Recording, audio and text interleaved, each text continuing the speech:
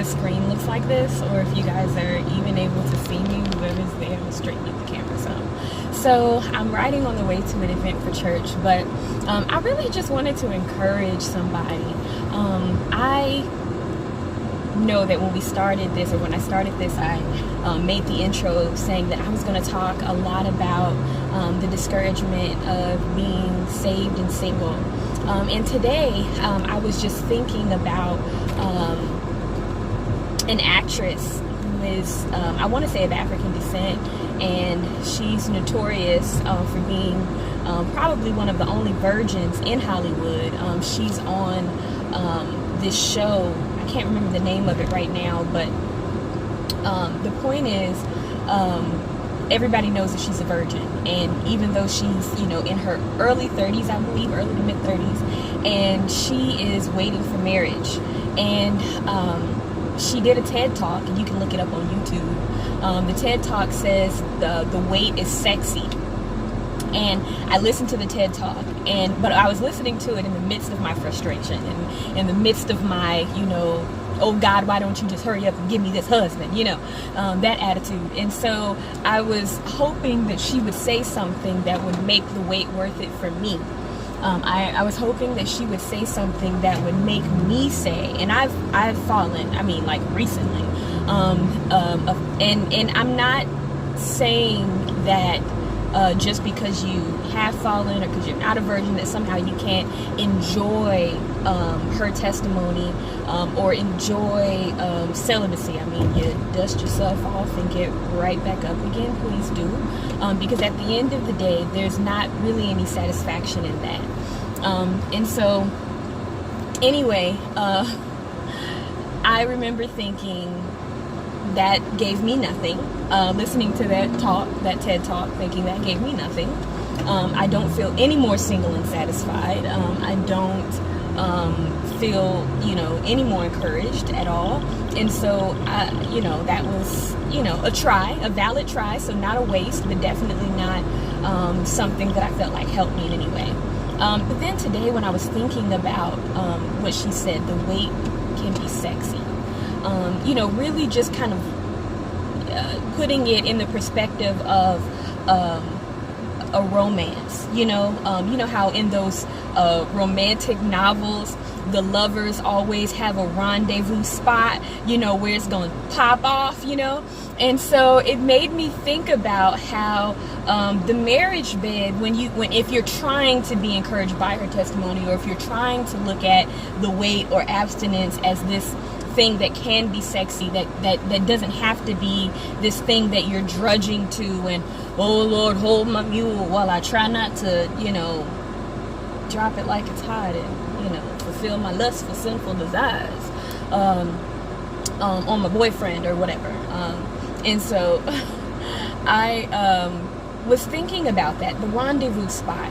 And something that I was also thinking about, there's a T.D. Jakes sermon that I listened to, and in the sermon, T.D. Jakes was talking about how there is an old saying that if a bird and a fish were to be married, where would they build their home? And I could be saying that wrong, but the concept was you could be with someone from a completely different background, which is a lot of times when in the stories of myself and folks I know who fell and who had sex and they weren't married, even after salvation. Let's talk about it. Let's be real, because all of us haven't been saved all of our saved life, like my first lady says so eloquently. But when you think about the rendezvous spot for lovers, and how in a marriage it might be the marriage bed or that hotel, or whatever the case may be, getting away from the kids and reconnecting on an intimate level.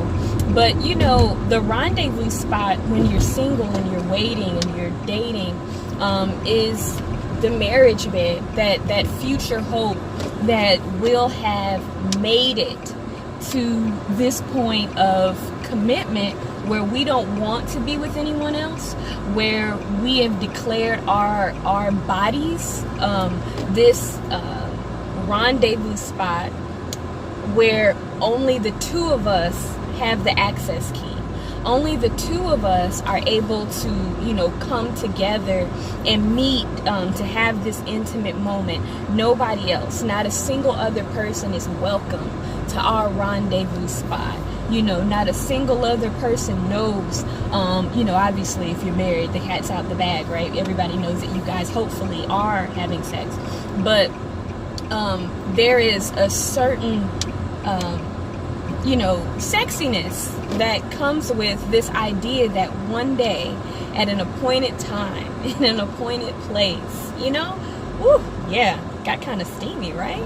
That you and your lover, you're not going to have to hide. You're not going to have to worry about, anybody, coming in on you guys. And I'm saying that part really because a lot of times in these romance novels and in these romantic movies, the conversation that revolves around the rendezvous spot, right, for the lovers are usually enshrouded,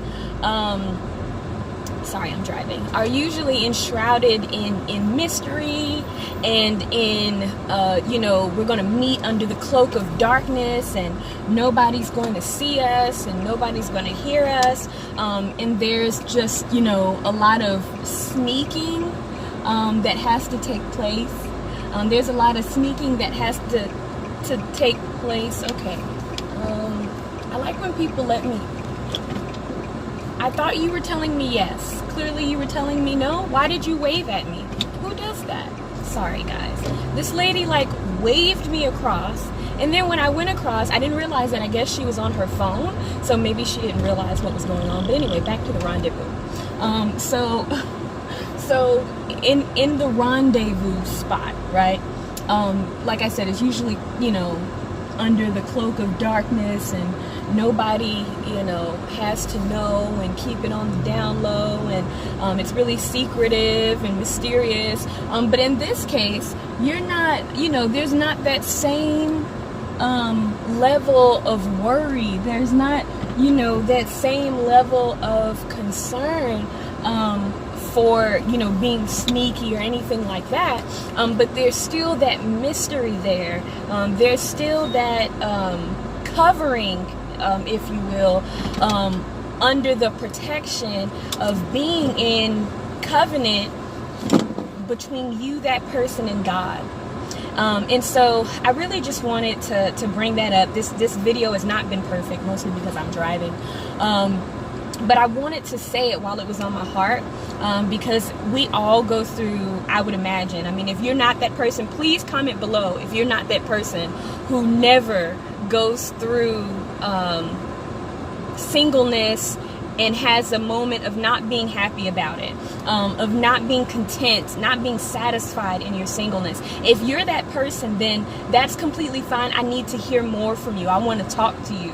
I want to get your testimony. I might need to bring you up here so we can really chat about this abstinence thing and share your secrets. But ultimately, I hope that I've encouraged someone to wait until God sends you that lover that will love you forever, until death do us part. And I want to talk, I think, more in other episodes, in more chats, on the couch, just about the feelings of frustration, of inadequacy that can lead us to think that the man is the goal, that he's what we're looking for, that he's what we're after, that a husband is what we need. And I'm not saying that this is because the couch is not a man versus woman situation. I believe that men and women were created beautifully in his image, and we were meant to complement each other.